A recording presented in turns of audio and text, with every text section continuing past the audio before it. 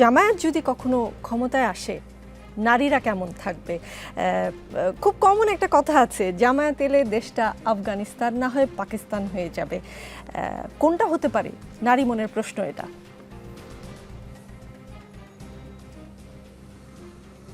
প্রশ্নের জবাবে যাওয়ার আগে আমি যমুনা টেলিভিশন কর্তৃপক্ষ, তার সাথে সম্মানিত সাংবাদিকবৃন্দ, কলা কুশলী সবাইকে একবার ধন্যবাদ এবং কৃতজ্ঞতা জানাবো যে 15.5 বৎসরের স্বৈর শাসন যা জাতির উপরে চেপে বসেছিল, 24-এর এই আন্দোলনে যমুনা টিভি বিপ্লবীদের সাথে ছিল। পুরোটা সময় জুড়েই সাথে থেকে অত্যন্ত দায়িত্বশীল ভূমিকা পালন করেছে।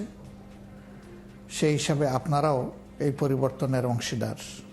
আপনি প্রশ্ন করেছেন, জি, বাংলাদেশ জামাত ইসলামী যদি জনগণের ভোটে নির্বাচিত হয়ে ক্ষমতায় আসে, তাহলে নারীদের ক্ষেত্রে এই রাষ্ট্রের বা সরকারের দৃষ্টিভঙ্গি কেমন হবে? এটা কি পাকিস্তান স্টাইল হবে, নাকি আফগান স্টাইল হবে, নাকি অন্য কিছু হবে? না, বাংলাদেশ পাকিস্তানও হবে না, আফগানিস্তানও হবে না, বাংলাদেশ বাংলাদেশ থাকবে। তাহলে কেমন হবে সেই চিত্রটা? আজকেও আমরা 3টা দেশের রাষ্ট্রদূতের সাথে একসাথেই বসেছিলাম, তাদের একজনের সম্মানিত রাষ্ট্রদূতের বাসায়। এ প্রসঙ্গ সেখানেও এসেছিল। এ প্রশ্নের জবাব আগেও অনেকবার দিয়েছি, আবার দিচ্ছি। বাংলাদেশ জামাত ইসলামী বিশ্বাস করে যে নারী পুরুষের সম্মিলনেই একটা সমাজ গড়ে ওঠে এবং সমাজ তার কাঙ্ক্ষিত ইস্পিত লক্ষ্যের দিকে এগিয়ে যায়। নারীকে বাদ দিয়ে সমাজ নয়, পুরুষকেও বাদ দিয়ে সমাজ নয়। যার যার অবস্থানে আল্লাহর দেওয়া মেধা, যোগ্যতা, দক্ষতা অনুযায়ী পরিবার, দেশ এবং জাতি গঠনে সবাই ভূমিকা রাখবে। এটি তাদের ন্যায্য অধিকার এবং রাষ্ট্রীয় দায়িত্বও বটে নাগরিক হিসাবে। এদিক থেকে বিবেচনা করলে আফগানিস্তানে অ্যাকচুয়ালি কি হচ্ছে এটা আপনিও চোখে দেখছেন না, আমিও দেখছি না। শুধু মিডিয়ার মাধ্যমে মাঝে মাঝে কিছু খণ্ডচিত্র আমাদের কাছে যেটুকু আসে তাই নিয়ে আমাদের ধারণা। আমরা যে আদর্শটা লালন করি এটা পাকিস্তান কিংবা আফগানিস্তান কেন্দ্রিক নয়।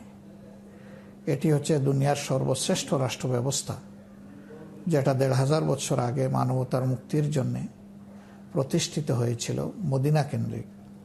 আমরা ওই ব্যবস্থাটাই চাই। সেই রাষ্ট্রে নারীদের অবস্থান কেমন ছিল? আপনি একজন বিজ্ঞ সাংবাদিক হিসাবে আমি বিশ্বাস করি আপনি জানেন, সেই রাষ্ট্রে নবী করিম সাল্লাল্লাহু আলাইহি ওয়াসাল্লাম তিনি মহিলাদেরকে রাষ্ট্রীয় গুরুত্বপূর্ণ কাজকর্মে এঙ্গেজ করেছিলেন, এমনকি যুদ্ধের ময়দানেও সঙ্গীবান নিয়েছিলেন। তারা পুরুষদের সাথে থেকে যুদ্ধ করেছেন।